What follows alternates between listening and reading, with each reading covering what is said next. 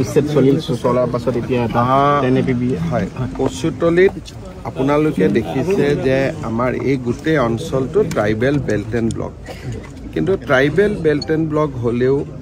দুটা নিয়ম আছে বেল্ট এণ্ড ব্লকটো গঠন হোৱাৰ আগতে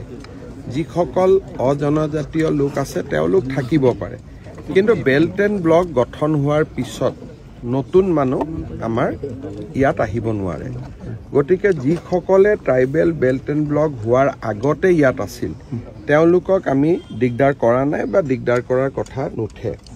কিন্তু যিখিনি ট্ৰাইবেল বেল্ট এণ্ড ব্লক গঠন হোৱাৰ পিছত ইয়াত আহিলে তেওঁলোকক আমি লাহে লাহে ইয়াৰ পৰা পঠিয়াব লাগিব সমস্যাটো হৈছে কি যে এটা সময়ত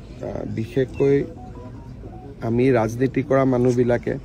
কাৰোবাক ৰাস্তা বনাই দিলোঁ কাৰোবাক ইলেক্ট্ৰিচিটি দিলোঁ কাৰোবাক পানীৰ সুবিধা দিলোঁ ধুনীয়া ৰাস্তা বনাই দিলোঁ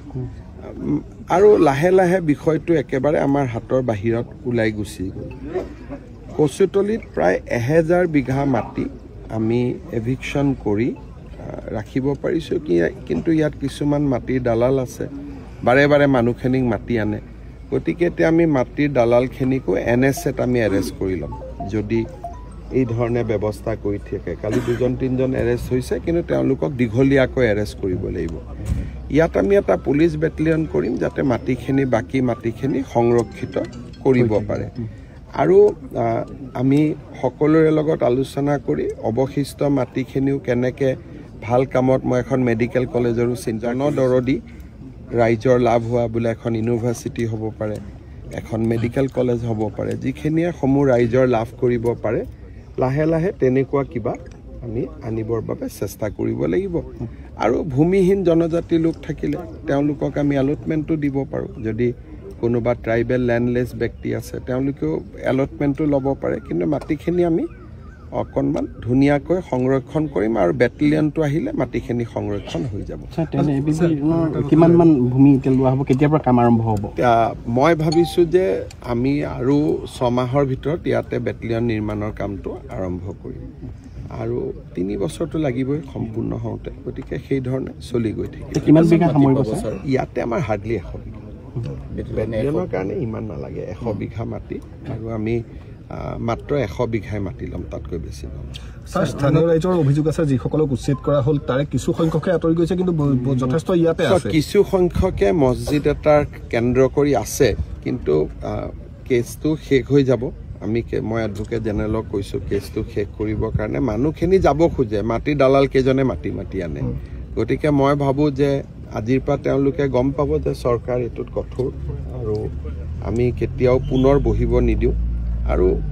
এই ক্ষেত্ৰত কিবা বাধা হ'লে আমি তাক মোকাবিলা কৰিম কিন্তু যদি এই মানুহবিলাক লেণ্ডলেছ হয় যি জাগাৰ পৰা আহিছে আৰু যদি প্ৰকৃত ভাৰতীয় নাগৰিক হওক তেওঁলোকে দৰঙৰ পৰা আহিছে নগাঁৱৰ পৰা আহিছে তেওঁলোকক আমি নিজৰ ঘৰৰ জাগাতে মাটি দিব পাৰোঁ যদি লেণ্ডলেছ হয়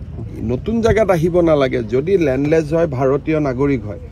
আমিতো মাটি দিয়াত অসুবিধা নাই কিন্তু দালালৰ চক্ৰত তেওঁলোক পৰিব নালাগে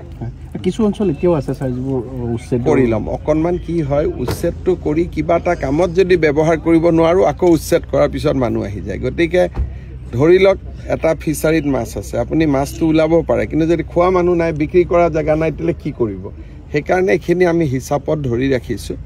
কিবা ভাল চৰকাৰী আঁচনি আনিলে কাৰণ ট্ৰাইবেল বেল্ট এণ্ড ব্লক ইয়াত যিকোনো আমি কৰিব নোৱাৰোঁ ধৰক এখন মেডিকেল কলেজ আহিলে এখন ভাল ইউনিভাৰ্চিটি আহিলে ৰিং ৰোডটো আগেদি যাব গতিকে যোৱাৰ লগে লগে ইয়াত ইউনিভাৰ্চিটি হ'ব পাৰে মেডিকেল কলেজ হ'ব পাৰে ইঞ্জিনিয়াৰিং কলেজ হ'ব পাৰে সেইকাৰণে ভাল আঁচনি আহিলে উচ্ছেদ কৰাৰ আমি ৰাখি থৈ দিছোঁ গোটেই মাটিখিনি আমাৰ নজৰত এটা এটাকৈ কৰি গৈ থাকিম